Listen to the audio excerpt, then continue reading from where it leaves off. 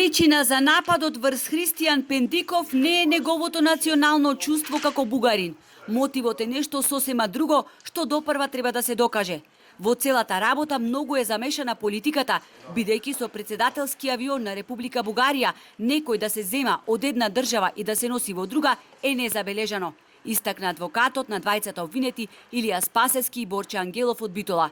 И двајцата се терета за исто кривично дело – нанесување на тешка телесна повреда.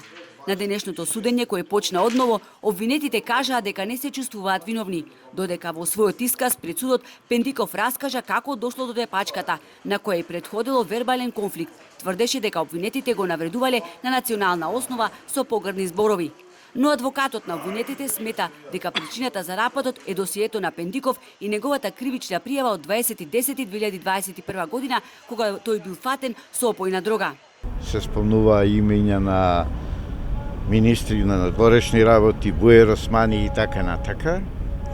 Меѓутоа, ако добро ме следевте, најверојатно ако имало, а не е спорно дека имало некој напад, но кој тоа го направил, по мене е мотивот сосема друг, а не е припадност на некоја нација, признавање на некој статус на народ и така натака. Ги демантираме во целост, со никаков доказ не се подкрепени и се комплетно ирелевантни за она кое што се има случајно на 19 јануари оваа година.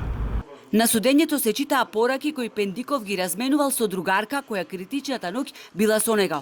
Прашан дали во тој контакт преку Инстаграм беше спомнат само нападот врз него или имало порака во која била спомнувана дрога, дури името на министерот Бујар Османи, Пендиков рече, цитирам: "Можеби сум го спомнал министерот на шала, а за дрога сум изненаден што се спомнува.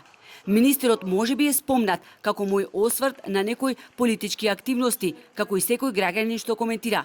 Инаку после нападот по медиумите прочитав дека сум квалификуван како наркодилер, дека сум клеветен за тоа.